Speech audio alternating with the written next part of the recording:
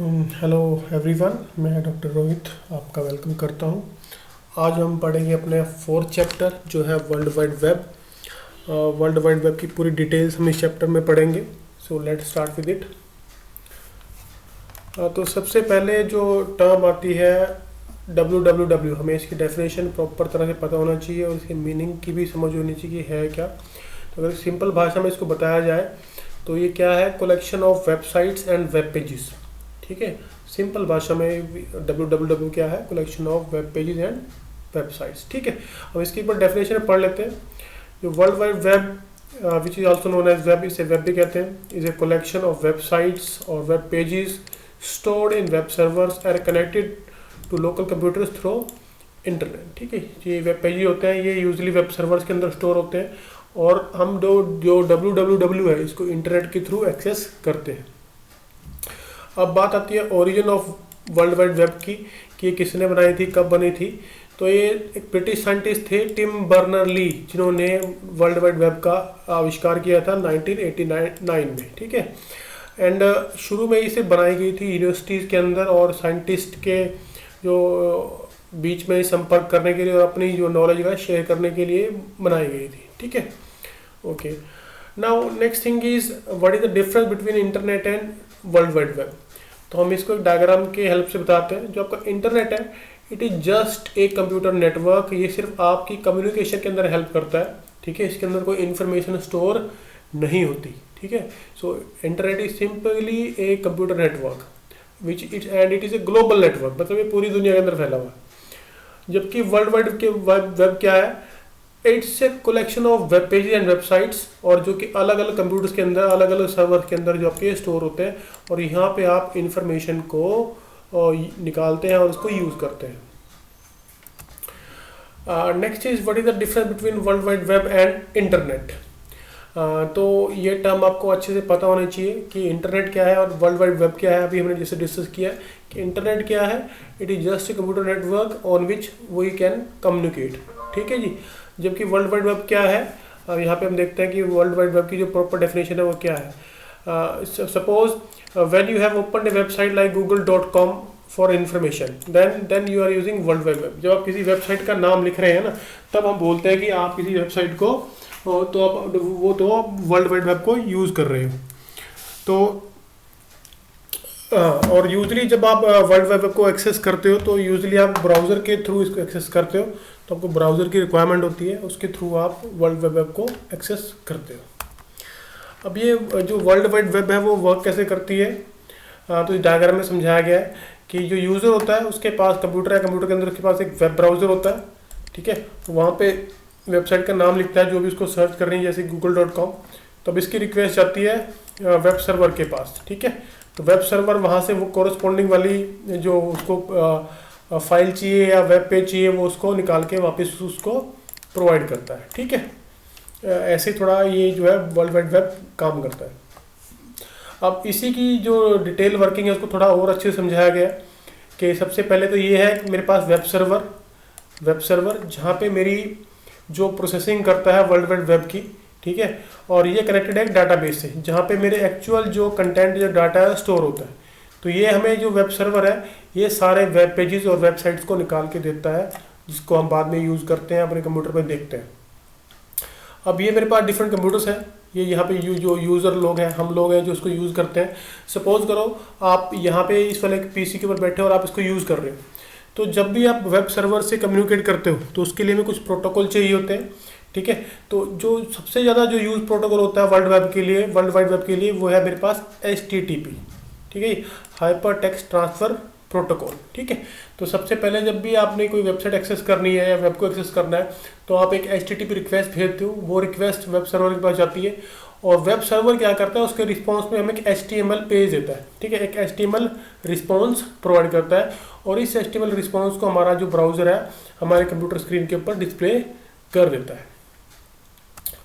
Web browser का आपको पता होना चाहिए कि वेब ब्राउज़र क्या है। वेब ब्राउज़र जो है आपका वेब ब्राउज़र, इसको हम सिंपल ब्राउज़र ही बोलते हैं।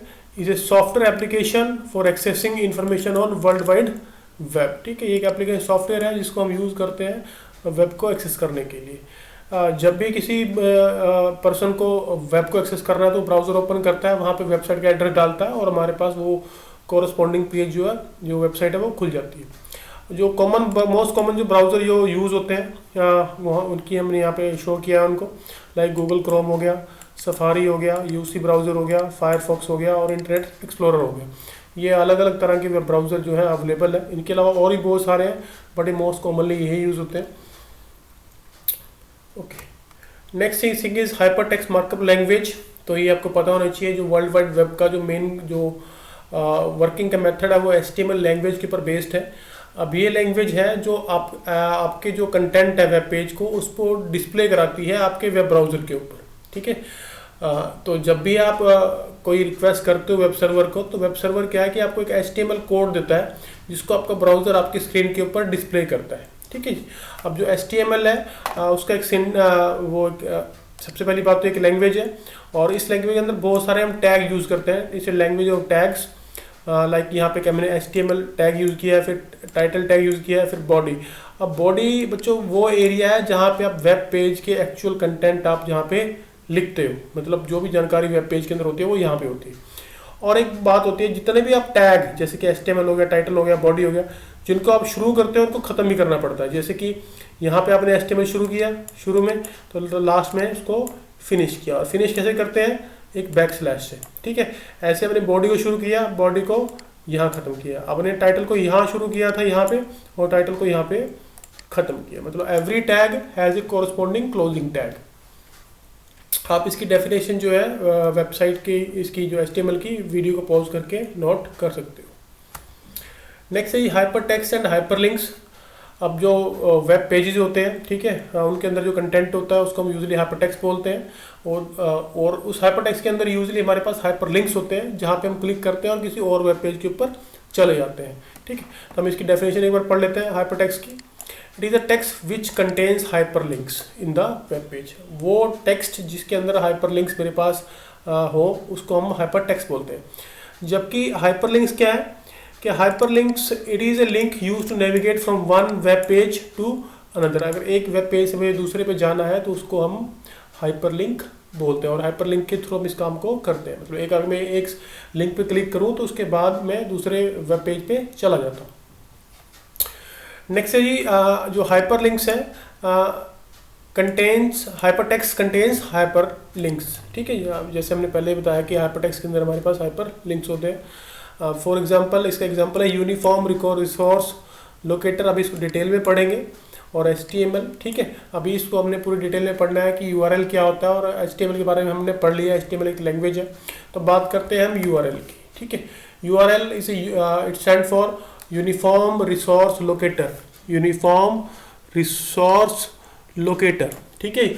वेब के ऊपर किसी भी रिसोर्स, किसी भी फाइल को, वीडियो को, इमेज को ये यूनिकली आइडेंटिफाई करता है और उसको हमें प्रोवाइड करता है, ठीक है जी। ओके, अब इसकी थोड़ा मतलब समझ लेते हैं है क्या। ए URL is nothing more than the address of A given unique resource on web, ठीक है जी। तो जो भी रिसोर्सेज है, फाइल्स है, वीडियो है, तो URL क्या है, उसका एड्रेस है, ठीक है जी। और ये URL किसी चीज़ को पॉइंट कर सकता है, डॉक्यूमेंट को, CSS डॉक्यूमेंट को, इमेज को, वीडियो को, एक्सेट्रा।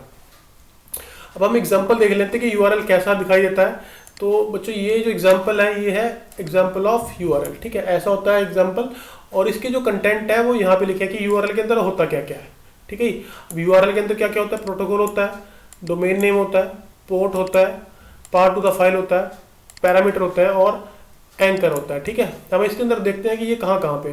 तो सबसे पहले जो लिखा है HTTP, ठीक है, ये वाला, तो ये है मेरे पास प्रोटोकॉल। उसके बाद है www.example.com, तो जो example.com है ये है मेरे पास डोमेन नेम, ठीक है। उसके बाद जो 80 जो लिखा है दिस इज माई पोर्ट, और उसके बाद जो यहाँ से लेके जो यहाँ तक का ये लाइन लिखी है this is my part two the file. उसके बाद जो है की 1 इक्वल टू वैल्यू 1 एंड की 2 इक्वल टू वैल्यू 2, ये है मेरे पास पैरामीटर्स। और ये थर्ड वन है, ये लास्ट वाला है, ये है मेरे पास एंकर। ये बताता है कि मुझे डॉक्यूमेंट में किस हिस्से के ऊपर जाना है, ठीक है। तो ये मेरे पास URL है, इसके कंपोनेंट्स हैं, इसको अच्छे से आप समझ लो। नेक्स्ट है जी हाइपरटेक्स्ट ट्रांसफर प्रोटोकॉल। अब जैसे हमने पहले बताया था आपको कि HTTP क्या है, प्रोटोकॉल है और ये क्या काम करता है, हमारे रिस्पॉन्स हमें अगर किसी वेबसाइट को सर्च यूज़ करना है तो हम यूजली HTTP के थ्रू करते हैं। और HTTP काम कैसे करता है, हमें कुछ जो वेब सर्वर पे रिक्वेस्ट भेजता है, फिर उसके बाद उसका रिस्पॉन्स आता है और इसके थ्रू ये काम करता है अपना। ठीक है, इसकी जो डिटेल है पूरी आप इस यहाँ पे देख सकते हैं। मैं हल्का सा इसको बता देता हूँ आपको। The hypertext transfer protocol is a foundation of World Wide Web and it is used to load web pages using hypertext links। ठीक है जी, hypertext links को यूज़ करने के लिए हम इसको को यूज़ करते हैं, मतलब वेब पेजेस को लोड करने के लिए हम इसका यूज़ किया जाता है बेसिकली। अब इसकी जो पूरे फीचर्स हैं हम वो पढ़ लेते हैं एक बार कि HTTP कैसे काम करता है, होता क्या है। कि जो HTTP है it enables communication between client and servers it done by request and response. तो सबसे पहली बात तो ये है कि जो HTTP है वो रिक्वेस्ट एंड रिस्पॉन्स की फॉर्म में काम करता है। आप सर्वर को रिक्वेस्ट करते हैं, वहाँ से रिस्पॉन्स आता है, और फिर को रिक्वेस्ट करते हैं, फिर वहाँ से कोई और रिस्पॉन्स आता है। तो इस तरह से आपका जो HTTP काम करता है। ठीक है, ओके। अब जो क्लाइंट होता है, जो ब्राउजर होता है जिसको आप यूज़ कर रहे हैं, दैट सेंड है HTTP request to the web. ठीक है जी। अब उसके बाद वेब सर्वर उसको रिसीव करता है और वेब सर्वर के ऊपर एक एप्लीकेशन जो चल रही होती है वो उसको प्रोसेस करती है। उसके बाद हमारे पास आता है HTTP रिस्पॉन्स। ठीक है, एंड उसके बाद जो आता है लास्ट में जो मैसेज आता है मेरे क्लाइंट के पास, मतलब जहाँ से हमने शुरू किया था वहाँ पे वापस उसके बाद रिस्पॉन्स आ जाता है। तो हल्का सा इसको दोबारा हम देख लेते हैं कि सबसे बड़ी बात जो HTTP है वो रिक्वेस्ट एंड रिस्पॉन्स थ्योरी के ऊपर काम करता है। जो क्लाइंट मतलब जो यूज़र है वो एक रिक्वेस्ट भेजता है यूजिंग HTTP की भी मैंने ये वेब पेज चाहिए, वो सर्वर के पास जाता है, सर्वर उसको प्रोसेस करता है, प्रोसेस के बाद एक रिस्पॉन्स भेजता है, रिस्पॉन्स जाता है क्लाइंट को और क्लाइंट उसके बाद उसको शो करता है। ठीक है, और समझता है कि हाँ क्या हुआ। अब यहाँ पे एक इसको डायग्राम के हेल्प से भी समझाया गया है। मान लो आपकी क्लाइंट हो, ये आप क्लाइंट लैपटॉप से भी काम कर सकते हो, मोबाइल फ़ोन से भी, टैबलेट से भी। आप सर्वर के पर ये सर्वर है जहाँ पे आपकी एक्चुअल वेबसाइट है। ठीक है, आप रिक्वेस्ट भेजते हो और वहाँ से रिस्पॉन्स आता है, आप रिक्वेस्ट भेजते हो और फिर वहाँ से रिस्पॉन्स आता है। ऐसे थोड़ा जो है HTTP काम करता है। अब बात करते हैं सर्च इंजन की। सर्च इंजन एक ऐसा वेबसाइट है जो आप किसी भी इंफॉर्मेशन को सर्च करने के लिए यूज़ करते हैं। ठीक है, जैसे गूगल हो गया, याहू हो गया, बिंग हो गया, अमेरिका ऑनलाइन हो गया, यहाँ पे बहुत सारे ये जो हमने यहाँ पे मेंशन किए हैं search engine, different search engine. ठीक है, तो बेसिकली इंफॉर्मेशन को वर्ल्ड वाइड वेब पे सर्च करने के लिए जो टूल यूज़ होता है उसे हम सर्च इंजन बोलते हैं। ठीक है, इसकी डेफिनेशन आप यहाँ पे नोट डाउन कर सकते हो। अब ये क्वेश्चन आ सकता है कि write down names of different search engine, तो हमने बहुत सारे लिखे हैं यहाँ पे, जैसे कि first one is Google, Bing, Yandex, CC search, Swisscows, DuckDuckGo, smart page and खोज। अब जो खोज है ये वाला, ये भारत का है, ये भारत का सर्च इंजन है, ये भारत ने इंडिया ने खुद बनाया है, तो आप इसको भी यूज़ कर सकते हैं। अब जो नेक्स्ट थिंग है, जो function of search engine, search engine क्या क्या काम करता है, तो ये तीन बेसिकली काम करता है, क्रॉल, इंडेक्स एंड रैंक। ठीक है, क्रॉल मतलब ये डिफरेंट वेबसाइट को सर्च करता है ऑटोमेटिकली। ठीक है, और उनकी जानकारी इकट्ठा करता है। फिर इंडेक्स मतलब उसकी जो जानकारी उसने इकट्ठी की है उसका डेटाबेस बनाता है, अपने डेटाबेस के अंदर डाल देता है उसको। फिर रैंक, तो जो जानकारी उसके पास इकट्ठी हुई है उनकी रैंकिंग कर देता है कि अगर कोई यूज़र को सर्च करता है तो सबसे पहले इन्फॉर्मेशन कौन सी डिस्प्ले करनी है उसको हम बोलते हैं रैंक। ठीक है, तो उसकी रैंकिंग भी वो करता है। तो next thing is domain name system. अब डोमेन नेम सिस्टम क्या होता है, और एक चीज़ आती है DNS, वो क्या होता है हम इसको पढ़ते हैं अभी। तो जो domain name is the address of your website. तो बच्चों जो डोमेन नेम है वो simply nothing but the address of your website, उसको हम डोमेन नेम यूजुअली बोलते हैं। ठीक है, मान लो अगर आपका कोई घर है तो घर का जो एड्रेस है that is your domain name. अब जो डोमेन नेम सिस्टम क्या होता है, अब इसके बारे में पढ़ लेते हैं डोमेन नेम सिस्टम के बारे में। ये कहता है कि domain name system functions by converting the domain name into IP address characteristic via domain name server. ठीक है, अब यहाँ पे एक बड़ी इंपॉर्टेंट बात को आपको बता देता हूँ कि जो कंप्यूटर है ये सिर्फ नंबर्स को समझता है, कैरेक्टर्स को नहीं समझता, और स्पेसिफिकली बाइनरी लैंग्वेज को समझता है। तो हर कोई वेबसाइट, जो भी वेबसाइट है, चाहे गूगल है चाहे याहू है, उसका एक जो एड्रेस होता है वो न्यूमेरिक होता है, मतलब नंबर की फॉर्म के अंदर होता है। ठीक है, बट हम सभी नंबर को याद नहीं कर पाते, तो हम क्या करते हैं, उसका एक नाम दे देते हैं, जैसे गूगल हो गया, याहू हो गया। बट हमें लास्ट में जब मैंने डाटा निकालना है उस पर्टिकुलर वेबसाइट से, तो मुझे उसे नंबर में कन्वर्ट करना पड़ता है। ठीक है, तो उसके लिए मेरे पास जो ये सारा जो काम करता है सिस्टम, उसको हम बोलते हैं डीएनएस। ठीक है, यहाँ पे लिखा है कि the domain name system function by converting the domain name into IP address. ठीक है, IP stand for internet protocol IP address. ठीक है, तो ये क्या करता है कि जो आपने जो अल्फा न्यूमेरिक जो नाम डाला है उसको आईपी एड्रेस में कन्वर्ट करता है। ठीक है, और एक चीज यहाँ पे आती है डोमेन नेम सर्वर। तो ये डोमेन नेम सर्वर लगा होता है, ये काम करता है ट्रांसलेशन का, जो आपने नाम डाला है वेबसाइट का उसको आईपी एड्रेस में कन्वर्ट करता है। अब बात करते हैं domain name space and it's hierarchy. तो यूजली जो डोमेन नेम की जो हिरार्की है, इसको हम लेवल्स पे डिफाइन करते हैं, जैसे कि top level domain, second level domain, third level domain and so on. तो सबसे पहले जो होता है वो होता है रूट, जिसको हम डिनोट करते हैं डॉट से। ठीक है, यहाँ पे डॉट लिखी है तो डॉट इज अ रूट। उसके बाद मेरे पास सेकंड लेवल डोमेन आते हैं या टॉप लेवल डोमेन जिसको हम बोलते हैं, like edu.com, .gov, .org and .au। ठीक है, ओके, तो ये मेरे पास सेकंड लेवल डोमेन है। उसके बाद थर्ड आते हैं Expedia, Microsoft, Congress and number of things.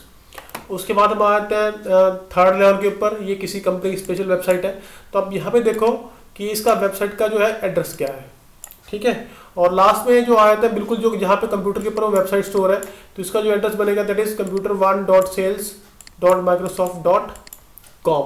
अब देखो ये जो यहाँ पे लिखा है कंप्यूटर क्या है, इसका इस कंप्यूटर का एड्रेस है इस वाले का, और जो सेल्स है वो ये वाला एड्रेस है, जो माइक्रोसॉफ्ट है वो ये वाला है। ठीक है, और जो कॉम है वो ये वाला है। ठीक है, तो मतलब इस डायरेक्शन के अंदर आपका जो है वेबसाइट का नाम जो है लिखा हुआ है। ठीक है जी, अब इसको ही हम हिरार्की बोलते हैं। सबसे पहले रूट डोमेन है, उसके बाद सेकंड डोमेन है जैसे .edu stand for education, com stand for commercial, gov stand for government, org stand for organisation, au stand for Australia. ठीक है, तो ऐसे बहुत सारे मेरे पास टॉप लेवल डोमेन है।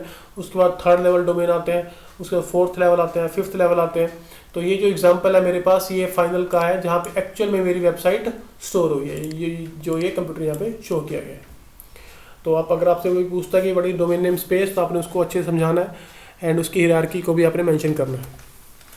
अब बात आती है नेम सर्वर की। अभी जैसे मैंने अभी आपको बताया था कि नेम सर्वर क्या, कि डोमेन नेम सर्वर क्या होता है, कि ये जो भी वेबसाइट है उसका जो एड्रेस होता है वो कैरेक्टर्स की फॉर्म में होता है, जैसे गूगल हो गया, याहू हो गया, जीमेल हो गया, बट हमें इसे कन्वर्ट करना पड़ता है आईपी एड्रेस के अंदर, और आईपी एड्रेस जो होता है वो नंबर की फॉर्म में होता है। तो नेम सर्वर का काम क्या है, किसी भी गिवन वेबसाइट के नाम को उसके कॉरस्पॉन्डिंग आईपी एड्रेस में कन्वर्ट करना, ये है मेरे पास नेम सर्वर का काम। ठीक है, आप इस साइट को रोक के इसकी अच्छी से डेफिनेशन नोट कर सकते हो। इसको हमने एग्जांपल के साथ हिसाब से समझ लेते हैं। मान लो ये ब्राउज़र है आपका, ठीक है, आप उसके अंदर लिखते हो google.com।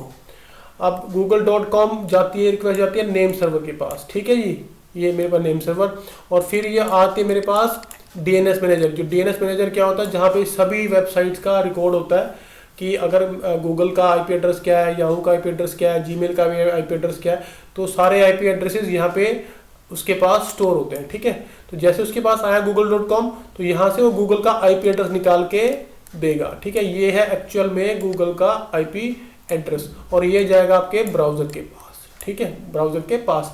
ब्राउजर जो है आगे की जो कम्युनिकेशन है उसको पता है कि अगर मैंने गूगल को सर्च करना है तो मुझे इस वाले आईपी एड्रेस के पास जाना है। ठीक है, तो ये काम करता है नेम सर्वर। ठीक है, कन्वर्ट करता है वेबसाइट के नाम को आईपी एड्रेस के अंदर। ठीक है, अब बात आती है डोमेन, एक टर्म क्वेश्चन आया था एग्जाम के अंदर कि डोमेन नेम डिस्प्यूट क्या होता है। ठीक है, तो होता क्या है, मान लो कि आपने कोई वेबसाइट लॉन्च करी microsoft.com। ठीक है, किसी ने लॉन्च कर दी microsoft1.com। अब वो जो microsoft1.com है वो क्या कर सकता है, वो किसी भी कस्टमर को चीट कर सकता है, कि वो कह सकता है कि वही ओरिजिनल माइक्रोसॉफ्ट है, यही उसकी ओरिजिनल वेबसाइट है। तो इस तरह से क्या होता है कि अगर जो जो ओरिजिनल माइक्रोसॉफ्ट है वो केस कर सकती है दूसरे माइक्रोसॉफ्ट जो जो नकली कंपनी है जिन्होंने माइक्रोसॉफ्ट वन डॉट के नाम से जो अपनी वेबसाइट चलाई है, ठीक है। तो इस तरह के बहुत सारे डिस्प्यूट वहाँ पे हो सकते हैं और हमें उन सबको रोकना पड़ता है। उसके लिए हमारे पास अथॉरिटीज़ होती हैं जिसके साथ हम काम कर सकते हैं, ठीक है। तो इनके प्रॉपर एग्जांपल मैंने यहाँ पे लिखे हुए हैं कि डोमेन नेम डिस्प्यूट को कैसे हैंडल करना है, और एग्जांपल भी दिए हैं कि डोमेन नेम डिस्प्यूट कैसे कैसे हुए हुए हैं। यहाँ पे हमने प्रीवियस यूनिवर्सिटी एग्जाम के क्वेश्चन लिखे हुए हैं। आई थिंक इस वीडियो के बाद आप इन सब का आंसर कर पाओगे क्वेश्चंस। तो ये वीडियो थोड़ी लेंथी थी और काफ़ी सारे टॉपिक्स थे, क्योंकि आप बीकॉम के स्टूडेंट हो तो इन टॉपिक्स को बड़ा ही ब्रीफली समझाया गया है। बट अगर फिर भी आपके माइंड में कोई क्वेश्चन है किसी चीज़ को भी लेके, तो आप उसके रिगार्डिंग क्वेश्चन यहाँ पे डाल सकते हो। We will be very thankful and we will very happy to answer your question. So with this thanks a lot.